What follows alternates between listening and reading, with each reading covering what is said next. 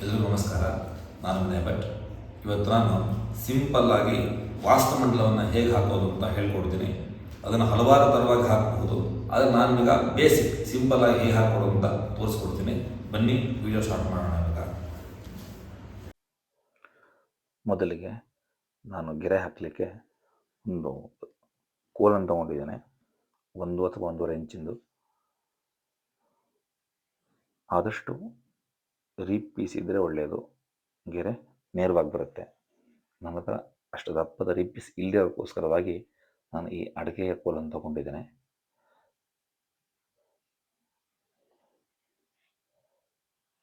ಇವಾಗ ಗೆರೆ ಹಾಕೊಳ್ಳಬೇಕು.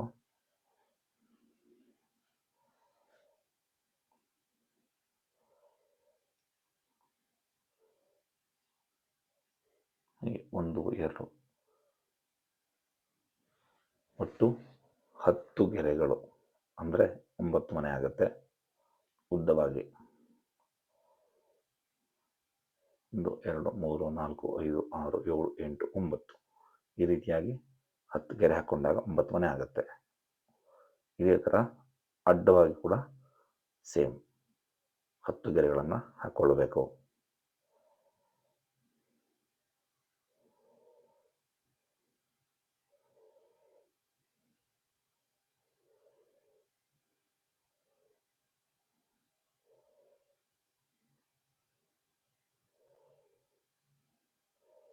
ಮಂಡಲದ ಅಳತೆ ಅಥವಾ ಮಂಡಲ ನೀಟಾಗಿ ಬರಬೇಕು ಅಂದಾಗ ಆದಷ್ಟು ಸ್ಟ್ರೈಟ್ ಆಗಿರುವಂತಹ ರೀಪೀಸ್ ತಗೊಂಡ್ರೆ ಒಳ್ಳೆಯದು. ಹೀಗೆ ಉದ್ದಕ್ಕೂ 9 ಮನೆ, ಅಡ್ಡಕ್ಕೂ 9 ಮನೆ. ಇವಾಗ ಮೊದಲಿಗೆ ನಾನು ಕಪ್ಪು ಬಣ್ಣವನ್ನು ಹಾಕ್ತಾ ಇದ್ದೇನೆ ದೊಡ್ಡ ಜರಡಿಯಿಂದ. ಈ ಮೂಲೆಯ 3 ಮನೆಗಳಲ್ಲಿ ನೋಡ್ತಾ ಇದ್ದೀರಾ, ಈ ಥರ ಕ್ರಾಸ್ ಆಗಿ 3 ಮನೆಗಳಿಗೆ ಕಪ್ಪು ಬಣ್ಣವನ್ನು ಹಾಕ್ತಾ ಇದ್ದೇನೆ. 4 ದಿಕ್ಕಲ್ಲೂ ಕೂಡ ಇದೇ ಥರ ಹಾಕ್ಕೊಳ್ಬೇಕು. ಅದಾದ ನಂತರದಲ್ಲಿ ಖಾಲಿ 2 ಆಪೋಸಿಟ್ ಚೌಕಕ್ಕೆ ನೀಲಿ ಬಣ್ಣವನ್ನು ನಾನು ಕೂಡ ಹಾಕೊಂಡಿದ್ದೇನೆ. ಇವಾಗ ಆ ಮಧ್ಯದ 3x3 ಅಂದರೆ 9 ಮನೆಗಳಿಗೆ ಕೆಂಪು ಬಣ್ಣವನ್ನು ಹಾಕ್ತಾ ಇದ್ದೇನೆ. ಮಧ್ಯದಲ್ಲಿ ಕೆಂಪು ಬಂದಾಗ ಸ್ವಲ್ಪ ನೋಡಲಿಕ್ಕೆ ಚೆನ್ನಾಗಿ ಕಾಣಿಸುತ್ತೆ ಮಂಡಲ. ಇದಾದಮೇಲೆ ಇದರ ಹೊರಗಡೆ ಹಳದಿ ಬಣ್ಣವನ್ನು ಹಾಕ್ತಾ ಇದ್ದೇನೆ.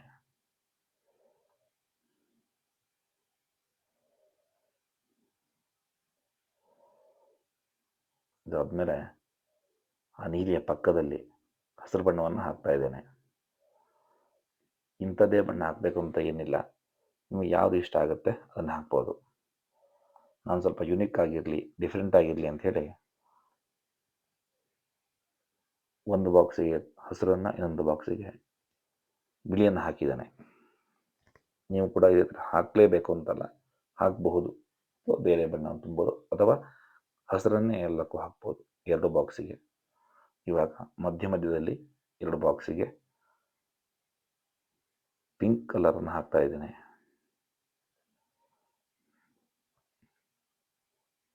ಇವಾಗ ಆ ಹಸಿರಿನ ಪಕ್ಕದಲ್ಲಿ ನೇರಳೆ ಅಥವಾ ಪರ್ಪಲ್ ಬಣ್ಣವನ್ನು ಹಾಕ್ತಾ ಇದ್ದೇನೆ.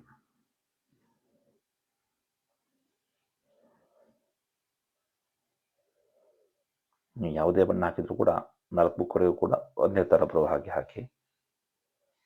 ಈ ಥರ. ಇದಾದಮೇಲೆ ಪಿಂಕ್ ಕಲರ್ನ ಪಕ್ಕದ ಚೌಕಕ್ಕೆ ರಾಮ ಗ್ರೀನ್ ಈ ಬಣ್ಣವನ್ನು ಹಾಕಿದ್ದೇನೆ. ಇವಾಗ ಬಣ್ಣವನ್ನು ತುಂಬಿ ಆಯಿತು.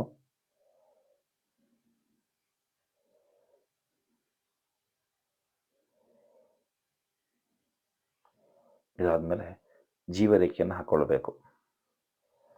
ಜೀವರೇಖೆಯನ್ನು ನಿಮ್ಮ ಅನುಕೂಲಕ್ಕೆ ತಕ್ಕ ಹಾಗೆ ರಂಗೋಲಿ ಹಾಕ್ಕೊಳ್ಬಹುದು, ಅಥವಾ ಕಪ್ಪು ಬಣ್ಣ ಅಂದರೆ ಮಿಕ್ಸ್ಡ್ ಕಪ್ಪು ಕಲರ್ ಸಿಗುತ್ತೆ, ಅಥವಾ ಕೆಂಪು ಕಲರ್ ಸಿಗುತ್ತೆ. ನಿಮಗೆ ಯಾವುದು ಅನುಕೂಲ ಇದೆ, ಯಾವ್ದು ಸಿಗುತ್ತೆ ಅದರಲ್ಲಿ ಹಾಕ್ಬೋದು.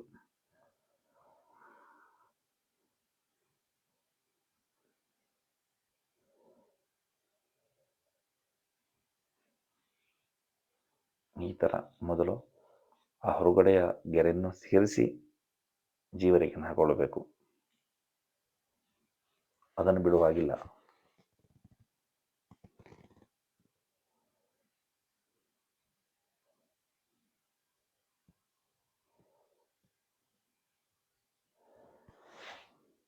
ನಾನು ಆವಾಗಲೇ ಹೇಳಿದ ಹಾಗೆ ರೀಪ್ ಪೀಸು ಸ್ವಲ್ಪ ಅಗಲವಾಗಿ ಉದ್ದವಾಗಿದ್ದರೆ ಒಂದಕ್ಕೊಂದು ಹಾಕಿದಂತಹ ಬಣ್ಣ ಅಂಟುಕೊಳ್ಳೋದಿಲ್ಲ. ಒಂದೇ ಸಲಕ್ಕೆ ನೀಟಾಗಿ ಜೀವರೇಖೆಯನ್ನು ಹಾಕಬಹುದು.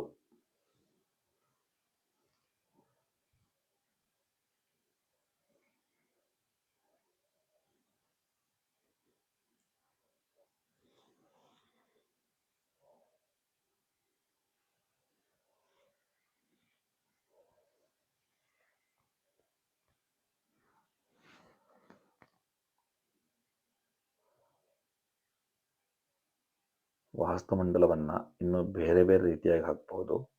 ಆದರೆ ನಾನು ಇಲ್ಲಿ ನಿಮಗೆ ತೋರಿಸಿರುವಂಥದ್ದು ಸಿಂಪಲ್ ಆಗಿ, ಅಂದರೆ ಯಾರು ಈಗ ಮಂಡಲವನ್ನು ಕಲಿತಾ ಇರ್ತಾರೆ, ಅಭ್ಯಾಸ ಮಾಡ್ತಾ ಇರ್ತಾರೆ, ಅವರಿಗೆ ಅನುಕೂಲ ಆಗಲಿ ಅನ್ನುವಂತಹ ಉದ್ದೇಶದಿಂದ ಸಿಂಪಲ್ ಆಗಿ ಹಾಕಿ ತೋರಿಸ್ತಾ ಇರುವಂಥದ್ದು.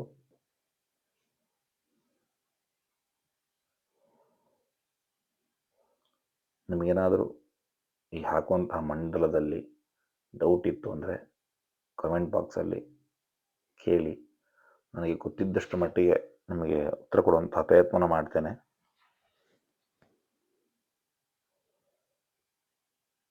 ಹೀಗೆ ಎಲ್ಲ ಮನೆಗಳು ಪ್ರತ್ಯೇಕವಾಗಿ ಜೀವರೇಖೆ ಹಾಕ್ಕೊಳ್ಬೇಕು.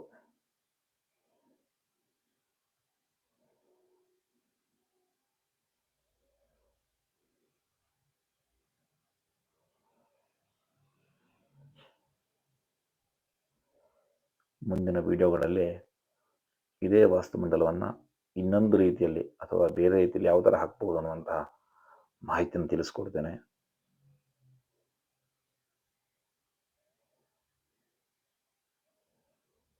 ಸಾಧ್ಯವಾದಷ್ಟು ಆ ಜೀವರೇಖೆಯನ್ನು ದಪ್ಪವಾಗಿ ಹಾಕಿದರೆ ಮಂಡಲ ಎದ್ದು ಕಾಣಿಸುತ್ತೆ.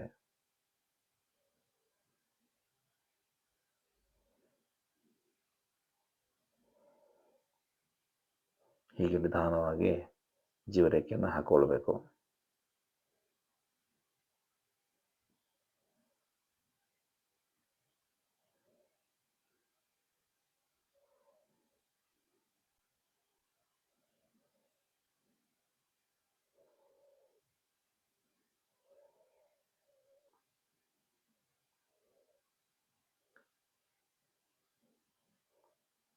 ಇವಾಗ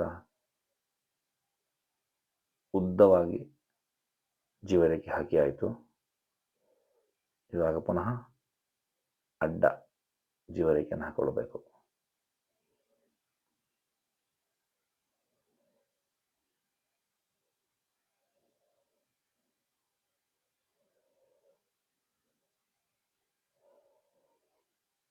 ನಿಮಗೆ ಈ ಮಂಡಲ ಹಾಕುವಾಗ ಬಣ್ಣಗಳ ಬಗ್ಗೆ ಆಗಲಿ ಅಥವಾ ನಾನು ಉಪಯೋಗಿಸುವಂತಹ ಈ ಜರಡಿ ಅಥವಾ ನಾವು ಕುಟ್ಟಿ ಅಂತೇನು ಹೇಳ್ತೇವೆ, ಅದರ ಬಗ್ಗೆ ಏನಾದರೂ ನಿಮಗೆ ಡೌಟ್ ಇತ್ತು, ಅದ್ರ ಬಗ್ಗೆ ಹೆಚ್ಚಿನ ಮಾಹಿತಿ ಬೇಕು ಅಂದರೆ ಕಮೆಂಟ್ ಬಾಕ್ಸಲ್ಲಿ ಕೇಳಿ, ನಿಮಗೆ ತಿಳಿಸ್ಕೊಡ್ತೇನೆ. ಸಾಧ್ಯವಾದರೆ ಅದರ ಬಗ್ಗೆನೂ ಕೂಡ ಒಂದು ವಿಡಿಯೋ ಮಾಡಿ ಹಾಕಲಿಕ್ಕೆ ಪ್ರಯತ್ನ ಪಡ್ತೇನೆ.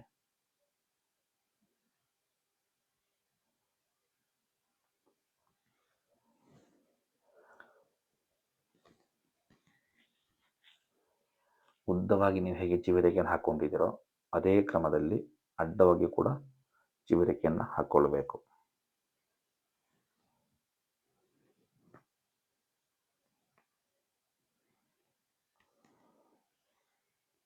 ಅಕಸ್ಮಾತ್ ಸ್ವಲ್ಪ ವ್ಯತ್ಯಾಸ ಆದರೆ ಅದನ್ನು ಸರಿ ಮಾಡಿಕೊಳ್ಳಿ.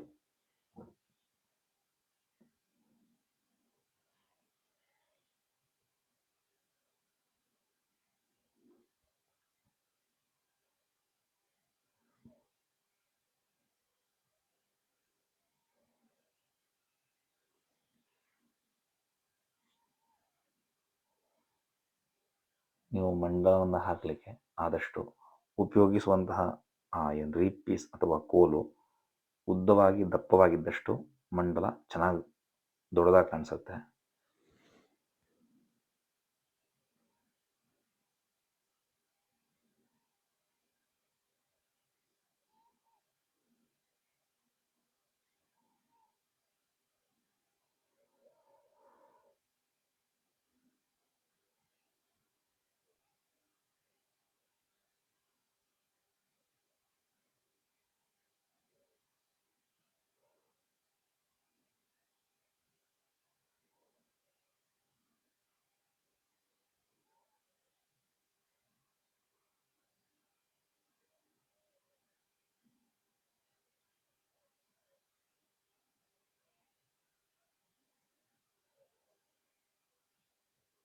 ಆದಷ್ಟು ಗೆರೆ ನೇರವಾಗಿರಲಿ.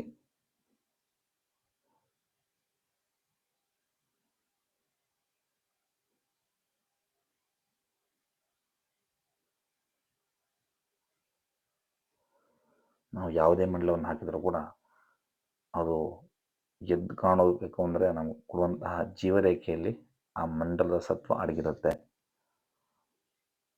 ಹಾಗಾಗಿ ನಾವು ಜೀವರೇಖೆ ಏನು ಫೈನಲ್ ಆಗಿ ಕೊಡ್ತೇವೆ ಅದರಿಂದನೇ ಮಂಡಲ ಹೈಲೈಟ್ ಆಗೋದು.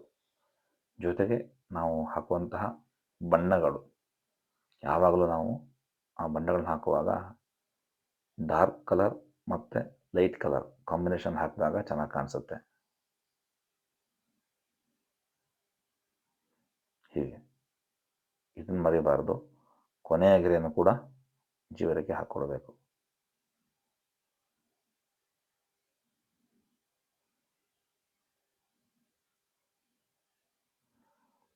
ಈಗ ಜೀವರೇಖೆ ಹಾಕ್ಕೊಂಡಾದ ನಂತರದಲ್ಲಿ ಆ ಉಳಿದಂತಹ ಆ ಖಾಲಿ ಬಿಟ್ಟ ಸ್ಥಳ ಜಾಗಕ್ಕೆ ನಾವು ಮೊದಲು ಯಾವ ಬಣ್ಣಗಳನ್ನು ತುಂಬಿದ್ವೋ ಅದೇ ಬಣ್ಣಗಳನ್ನು ಪುನಃ ಹಾಕಬೇಕು. ಆವಾಗ ಮಂಡಲ ನೀಟಾಗಿ ಕಾಣಿಸುತ್ತೆ. ನೋಡಿ ಇವಾಗ ಈ ಥರ ಆ ಉಳಿದಂತಹ ಖಾಲಿ ಜಾಗಕ್ಕೆ ಆ ಬಣ್ಣಗಳನ್ನು ತುಂಬಬೇಕು. ಆವಾಗ ಈ ಥರ ಮಂಡಲ ರೆಡಿ ಆಗುತ್ತೆ.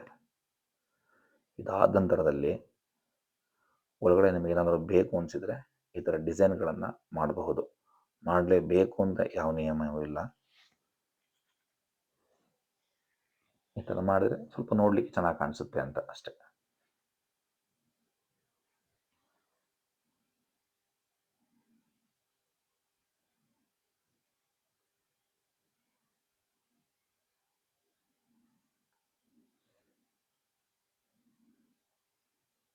ಈ ಥರ ನೀವು ಯಾವುದೇ ಮಂಡಲವನ್ನು ಹಾಕಿದರೂ ಕೂಡ ಕೊನೆಗೆ ಸತ್ವ, ರಜ ಮತ್ತು ತಮ ಹಾಕಬೇಕು. 3 ಬಣ್ಣಗಳನ್ನು ನಾನು ಈ ಮಂಡಲ ಸ್ವಲ್ಪ ಎದ್ದು ಕಾಣಲಿ ಅನ್ನೋ ಉದ್ದೇಶಕ್ಕೋಸ್ಕರವಾಗಿ ಇವಾಗ ಮೊದಲೇ ಕಪ್ಪು ಬಣ್ಣವನ್ನು ಹಾಕ್ತಾ ಇದ್ದೇನೆ.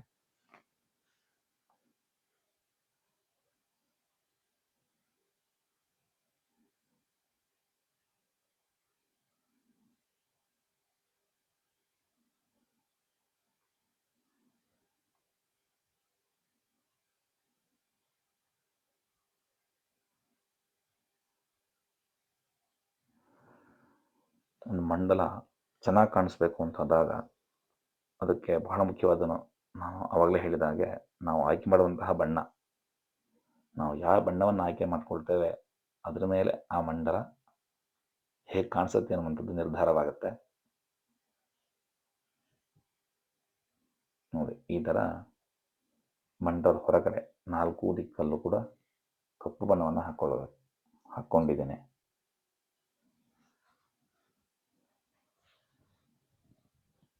ಕೆಲವೊಬ್ಬರು ಬಿಳಿ, ಕೆಂಪು, ಕಪ್ಪು ಹಾಕ್ತಾರೆ. ಅದು ಅವರ ಇಚ್ಛಿಕ. ನೀವು ಕೂಡ ಯಾವ್ದು ಬೇಕಾದ್ರೆ ಹಾಕ್ಬೋದು.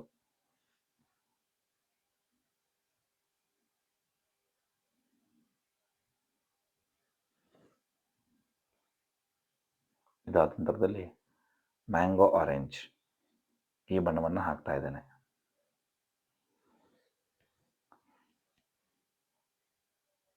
ನಾನು ಸಾಮಾನ್ಯವಾಗಿ ಆ ದೊಡ್ಡ ಜರಡಿನ ಉಪಯೋಗಿಸ್ತೇನೆ, ಯಾಕಂದರೆ ಒಂದೇ ಸಲಕ್ಕೆ ಬೇಗ ಆಗುತ್ತೆ. ಈ ಥರ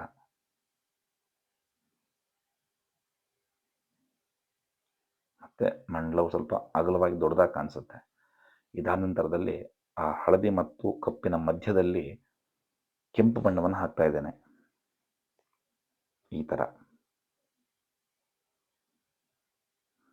ಫೈನಲ್ ಆಗಿ ನಮಗೆ ಇದು ಒಂಥರ ಒಳ್ಳೆ ಲುಕ್ ಕೊಡುತ್ತೆ, ನೋಡಲಿಕ್ಕೆ ಚೆನ್ನಾಗಿರುತ್ತೆ. ಉದ್ದೇಶಕ್ಕೋಸ್ಕರವಾಗಿ ಸಾಮಾನ್ಯವಾಗಿ ನಾನು ಈ ಥರ ಕಪ್ಪು ಹಳದಿ ಹಾಕಿ ಅದಾದ ನಂತರದಲ್ಲಿ ಕೆಂಪು ಬಣ್ಣವನ್ನು ಹಾಕಿದ್ದೇನೆ. ಇದು ಸಿಂಪಲ್ಲಾಗಿ ವಾಸ್ತುಮಂಡಲ. ಯಾರ್ಯಾರು ಈ ವಿಡಿಯೋ ನೋಡ್ತಾ ಇದ್ದೀರಾ ಆದಷ್ಟು ಇದನ್ನು ಶೇರ್ ಮಾಡಿ. ಯಾರು ನನ್ನ ಚಾನಲ್ ಸಬ್ಸ್ಕ್ರೈಬ್ ಮಾಡ್ಕೊಂಡಿಲ್ಲ ಆದಷ್ಟು ಸಬ್ಸ್ಕ್ರೈಬ್ ಮಾಡ್ಕೊಳ್ಳಿ. ಆದಷ್ಟು ಜನರಿಗೆ ಈ ವಿಡಿಯೋವನ್ನು ತಲುಪಿಸಿ ಶೇರ್ ಮಾಡಿ. ಯಾರಾದರೂ ಕಲಿಯುವಂತಹ ಇದ್ದರೆ ಅವರಿಗೆ ಅನುಕೂಲವಾಗುತ್ತೆ. ಇದೇ ಸಪೋರ್ಟ್ ಮಾಡ್ತಾ ಇರಿ. ಎಲ್ರಿಗೂ ನಮಸ್ಕಾರ.